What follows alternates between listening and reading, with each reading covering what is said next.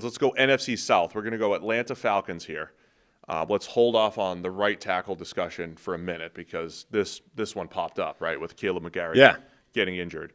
Other than right tackle, which I do want to address, what could be the fatal flaw for Atlanta? It still has to be the pass rush, right? Because it's unproven. Yeah, it's like what if they went more aggressively at it, but it's still. I mean, look how young that unit is. Forget where they were drafted for a moment. Like almost everybody in that group is like the first couple of years in the NFL. There's very little in the way of like proven NFL experience here. I mean, what? Braylon Trice, James Pierce, Rook Ororo, Brandon Dorlus, Jalen Walker. I mean, even Arnold Ebiketie. There's a lot of. I mean, that's 5 guys just to begin with who were all in their first 2 years in the NFL. It's one of those things that I think is good from a team building standpoint, and again, question mark doesn't mean flaw, but it is one of those until proven otherwise. The pass rush is a question. It was a major issue for the defense last year. Hung the secondary out to dry. They had to start blitzing like crazy, using Caden Ellis and this hybrid, just as a blitzer a lot more. It was an issue, and so that's why they've addressed it. I just don't know if it's – and then was it officially addressed, right? So specifically, Braylon Trice, he's okay. Like I liked him in the third round, maybe as a late second. Jalen Walker has shown flashes. I think if you stacked him up against other one-on-one pass rushers in the first round over the last couple of years, he's okay and has the potential to be good, might get there. And I think James Pierce is really good, has the potential to be really good, needs to finish plays better. We saw that in the preseason where he let some QBs he lost contain on some QBs and he didn't finish plays. So the potential's there, but that's what it is at this point. And if they're a year away from a pass rush perspective, it's another long year in the secondary. Yeah, I mean, the reason they went so hard at it in this draft is because last year they basically threw 3 draft picks at it after passing on a pass rusher at the top to draft Michael Penix, and none of those guys did anything. Braylon Trice, injuries, Rook Ororo, and Brandon Dorlus, that trio basically did not make any kind of impact whatsoever. Now, that doesn't mean they won't in the NFL, period. It just means that you can't really rely on any of them at this point. So you go and get Jalen Walker, you go and trade aggressively, you get James Pierce Jr. Now, if those 2 guys on their own fix it, great. If those 2 guys on their own fix it and one or two of the guys from last year show something in year 2, that's even better. Suddenly you've got a real strength. There is, however, a world where the guys from last year remain non-factors and one or both of the guys you drafted in the first round to fix it don't make that kind of positive impact because they're rookies. And, are either one of those guys a better prospect than Dallas Turner from a year ago? Maybe. I mean, even if you say yes, but like Dallas Turner basically did nothing year 1, right? So if he had people in front of him, but yeah. But he had people in front of him because he wasn't making an impact, and they didn't he got because it was Jonathan Grenard and he played Andrew plenty last year and did nothing, right? Like if he had been making the kind of impact that Jared Verse was making, even limited snaps, he would have had a much bigger role within that defense. The point is, he was making no kind of impact, and they had an alternative to go with, so his role got scaled back. If either one of the guys or both of them has that kind of rookie year, which is entirely plausible, you might be in a world where the Falcons still have no pass rush. Hey guys, real quick, only 40% of our viewers are actually subscribed, so let's change that. Hit that subscribe button, and now let's get back to the action. Next up's Carolina Panthers. Fatal flaw for the Panthers. Is it Eric?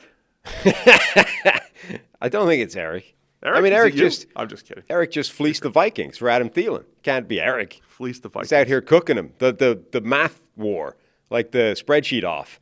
Eric won that, I think, comfortably. Crushed quiz. I hate when our friends fight with their spreadsheets. I know, it's rough. I hate that. Mommy and daddy fighting over numbers. I think getting what nets out apparently to like a 4th-round draft pick, according to everybody on Twitter, for Adam Thielen is a steal for Carolina, frankly. So no, I don't think it can be Eric. I feel like it's just an overall lack of talent on defense. Offense, I think, actually could be really quite good. Defense worries me. Yeah. So if we said this about the Falcons at the beginning of the Falcons discussion, if we said, hey, pass rush is still an issue, but they did address it in the draft, you could make the same claim for the Panthers. Pass rush, until proven otherwise, is an issue, even though I like the way they addressed it with Nick Scorton in the second, Princely Umanmielen in the third. sound process, but until those guys are out there I mean, they winning basically one-on-ones against tackles in the NFL, it's a big question for the Panthers. they repeated Atlanta's process from the previous year, right?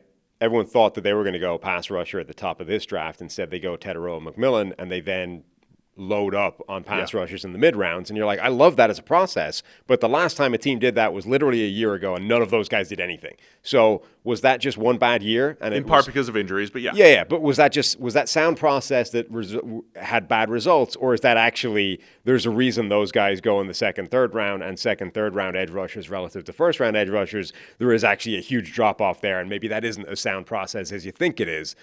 That would be my worry here. And it sort of feels like their entire offseason on defense was almost like consolation prizes, right? The other pass rushers that those rookies are battling with, Pat Jones, they paid a little bit of money to, and DJ Wanham, right. Both guys. Those are two guys. I think when you're scouting, you could find some really good Pat Jones plays. You could find some really good DJ Wanham plays, but it's a consistency position. How often do you do it? They just don't win one-on-ones enough at the moment. You want those rookies to step in. So I have concerns about the pass rush generally. Yeah, and they were trying to get Milton Williams for a reason. That's the thing. And instead settled for, a couple run stoppers and Tershawn Wharton, who's pretty good, but not Milton Williams. It feels like their entire offseason was just a bunch of consolation prizes. Like they tried to get Milton Williams, had to settle for Pat Jones, Tershawn Wharton, consolation prizes. And those guys are not as good as Milton Williams. I think they wanted Teterow McMillan, so it's not like they were trying to get one of the top edge rushers in the draft. But if, for example, this defensive line consisted of Milton Williams plus Jalen Walker or whoever, Mike Green or whoever you wanted to put in there in the first round, on paper it would look better. You'd be more comfortable with that, even if the other rookie would still be a question mark. With a bunch of middle round rookies plus a couple of consolation prizes in the veteran market, it just doesn't feel as good. Only other thing I'll bring up, I know they opted into this situation where Teterow and McMillan with Jalen Coker and Xavier Legette as the next two receivers. But could you argue receiver? Coker's, we've seen the Travis Fulghams of the world have one good season. So do you trust Jalen Coker? 4 games. Is Legette consistent enough as a wide receiver 2/3? Yeah, McMillan, I think McMillan's very, very good, will be good, but you're depending on a rookie. You could argue the receivers. If even if McMillan's good, if you don't get the same level of play from Coker or Legette doesn't develop, and it's not like they have great tight end pass catchers. I mean, pass catchers generally. We saw Bryce Young. Part of the optimism for Bryce Young was he was doing this with David Moore and Legette, with a lot of drops and everything. Maybe the pass catchers if they don't develop properly. Yeah, I mean, again, what does the bell curve look like? There's definitely a world where McMillan isn't the player that they think he is, where Legette doesn't get any better, where Jalen Coker regresses or was a flash in the pan, and suddenly you're looking at this group and, man, there's no help for Bryce Young. I think, though, overall, I'm comfortable enough with this group that I expect it to be pretty useful. McMillan, I think, will be a good player. I really liked what Jalen Coker did last year. I don't see a massive reason why he should regress. He's not a guy that was dominating with freaky athleticism or he's a good receiver. And then, so Legette is the big question mark, and he's physically imposing enough that there should be a role for him doing something useful within this offense, even if it's not, the superstar number one player that they maybe hoped he would be when they drafted him. So I feel like the pass catching group will be good enough, and certainly when compared to the defensive line, I think it's a much smaller problem. All right, let's go New Orleans Saints. Fatal flaw. Tough one. Football. I mean, yeah. No. I mean, the roster's not great. Quarterback, obviously. Of course, question marks. Quarterback in Spencer Rattler, the official starter. Yeah. Quarterback in the fact that it might not be a good situation for the quarterback either. Even if it was a great situation, you wouldn't feel good about the fact that the battle was Spencer Rattler versus Tyler Shuck. But that offensive line doesn't look great. The receiving core, I think, should be okay, but there's a lot of guys either coming off injuries or coming off various question marks. So, yeah, It's an interesting one for Kellen Moore, new head coach, who I always describe as I don't think he's a great offensive coordinator.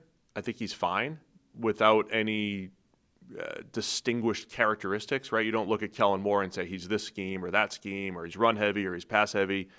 But he's always had either Justin Herbert, Dak Prescott, or Jalen Hurts and the Eagles offense to run.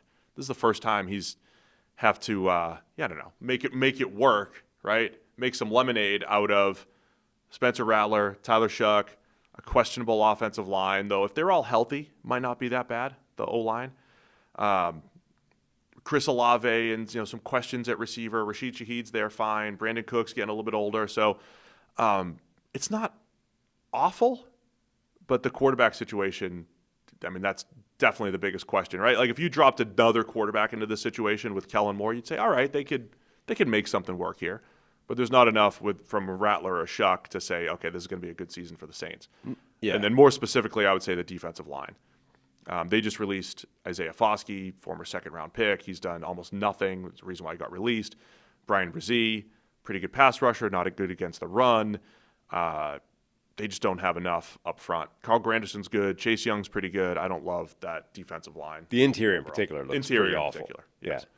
Devon Godshaw is like okay it's just they're okay at best when it comes to defensive tackle.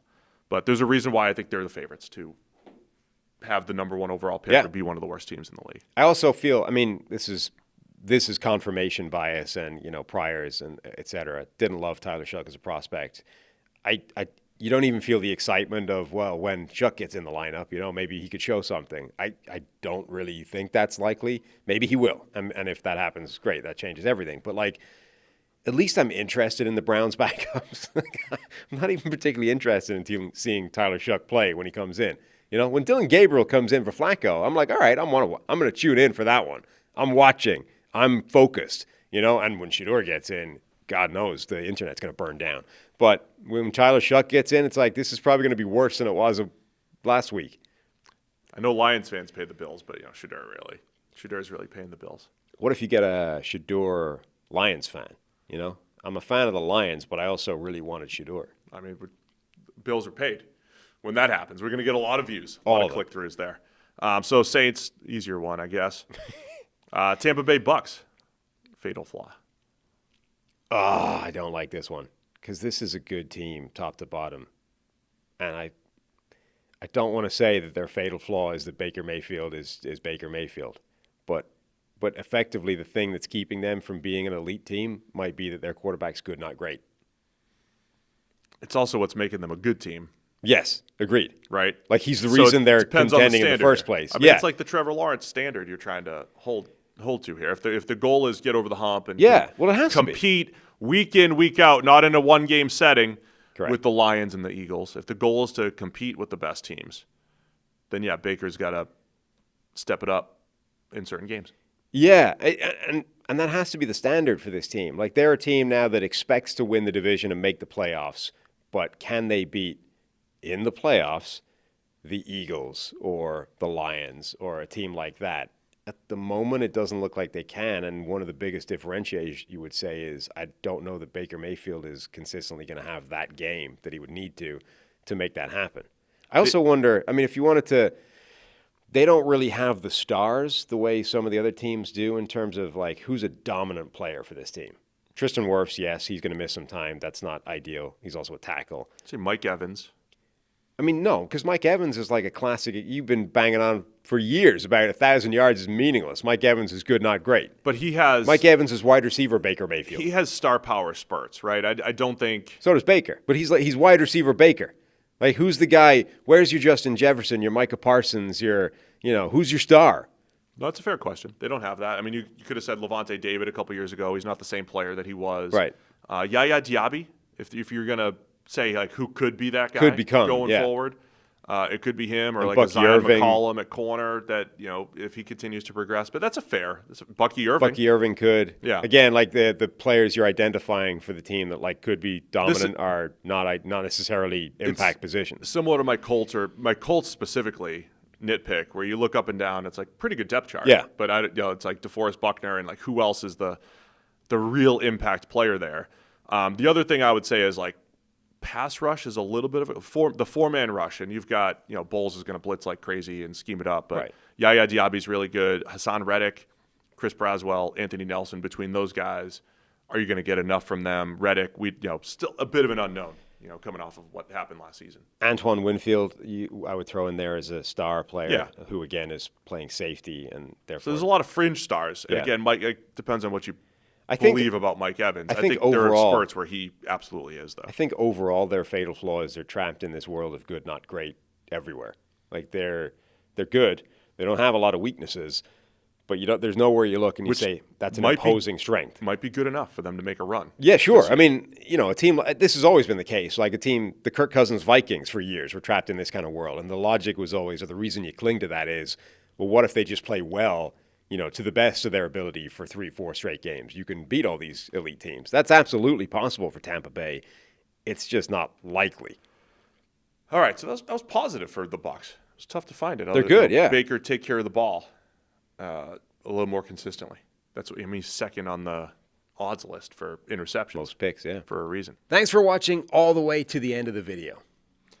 Check the Mic is live every Monday, Wednesday, and Thursday, so be sure to hit the subscribe button so you don't miss a thing.